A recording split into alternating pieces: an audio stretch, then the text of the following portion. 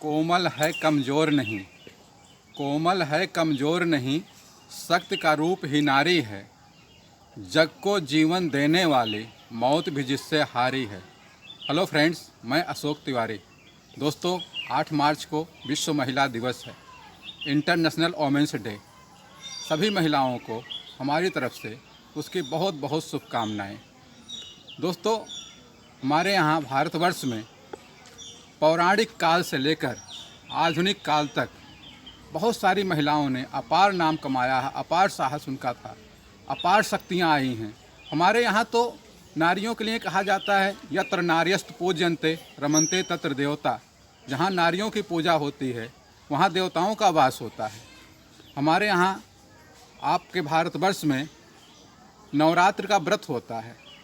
नवरात्र का व्रत किसका व्रत है? शक्ति का व्रत है। शक्ति के स्वरूप कौन है? देवी, नारियाँ, वही तो शक्ति का स्वरूप हैं, उन्हीं का व्रत किया जाता है। और नवरात्र की पूर्णाहुति पर क्या होता है? कन्याओं को खिलाया जाता है, उनका पूजन किया जाता है। तो हमारे यहाँ तो नारियों का शुरू से, पौराणिक काल से, आदिकाल से उनका सम्मान होता चला आया है, उनका मान बढ़ता चला गया है। उनका मान करना, उनका सम्मान करना है। हमें कैसी नारियाँ होनी चाहिए? नारियों में अपना आत्मबल होना चाहिए, अपना साहस होना चाहिए, अपना हिम्मत होना चाहिए, अपना निर्णय लेने की क्षमता होनी चाहिए। जब उनके अंदर निर्णय लेने की क्षमता होगी, डिसीजन की क्षमता उनके अंदर होगी, तभी वो जीवन में आगे कुछ तरक्की कर सकती हैं, बहुत आगे बढ़ सकती हैं। किसी के ऊपर डिपेंड नहीं रहना, ऐसा नहीं। परिवार चलाने वाले हैं, नारी की वजह से ही परिवार चलती है। औरत, नारी तो वो है जो घर को स्वर्ग बना देती है। घर को स्वर्ग बनाने का सारा जिम्मेदार उसी पर रहता है। वो बनाते भी है सब कुछ, अपना बाप, भाई, बहन, भाभी सबको छोड़ कर आती है, आपके घर में आती है और घर को स्वर्ग बनाती है। पूरा जीवन उस पर लगा देती है और बनाती रहती है। लेकिन आजकल क्या होता है, कई जगहों पर कई लोग बाग जो हैं उनके ऊपर अपना शासन चलाने लगते हैं। अपना उनका ये होता है कि बगैर परमिशन के आप कहीं जा नहीं सकते।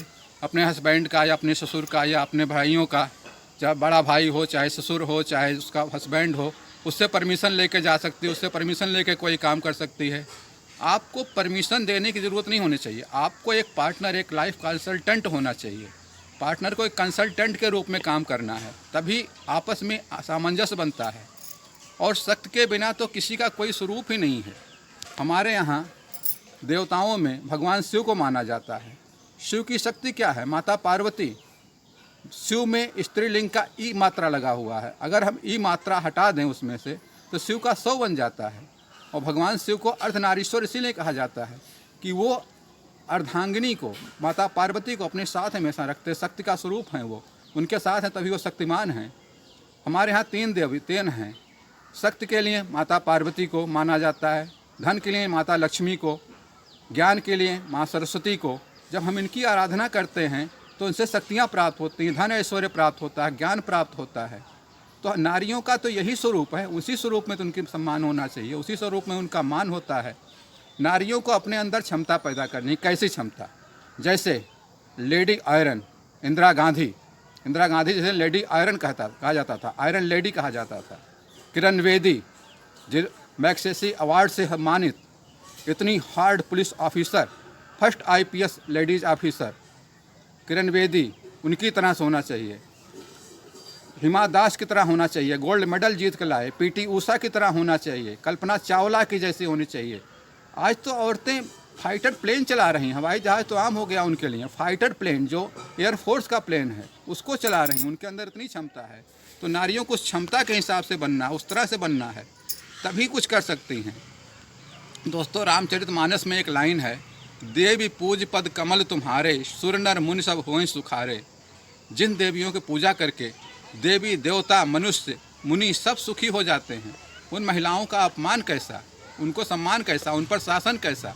शासन नहीं करना है, हमें उतना समकक्ष ले चलना है। कंधा से कंधा मिला के चल रही हैं, कंधे से कंधा मिला के चलाना उनको।